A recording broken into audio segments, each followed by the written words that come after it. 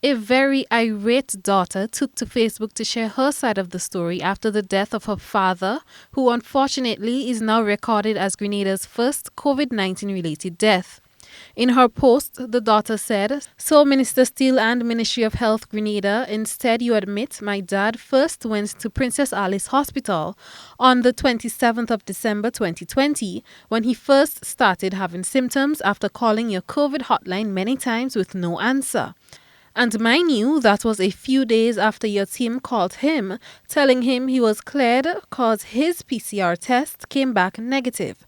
Your doctor at Princess Alice first misdiagnosed him when he had all the COVID-19 symptoms, not even sounding him, telling him it was his sugar level that was high, gave him 2 IVs and some insulin and sent him home. As a doctor in this COVID time, didn't it even occur to her maybe it's corona or this sounds like corona? We're almost a year into this coronavirus. 2 days after, we had to call Dr. Johnson to do a home visit who stated he had now developed pneumonia. What a shame." She then continued, "Don't play with me. My mother may not like to speak, but I'll be speaking on her behalf. And wherever y'all get this information that you released in this article, you better pull it down. My father had all the COVID symptoms with a positive rapid test the second time he went back to Princess Alice Hospital, plus the pneumonia, and instead you rushed him to St. George's knowing he was high risk and kept him up there waiting on PCR results to come back. You just keep failing the people. You couldn't even put a rush on a test. He still had to wait 48 hours for results to come back before you could have transferred him, upon which he died in less than 24 hours on arrival at the General Hospital."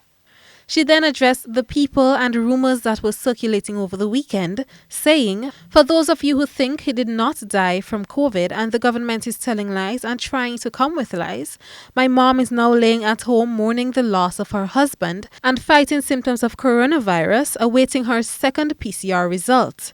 You need to stop being dummies and come out from this bubble. Corona is real. You're just shaming our country. Someone just died. Why don't you just think for a minute that they have not gathered enough information from all that I spoke about before jumping for a press conference? And I'm going to state again, my parents traveled at their own risk, but they were only returning to their home with the belief that if anything were to go wrong, the government had things in place like they stated on all their websites, platforms, and briefings."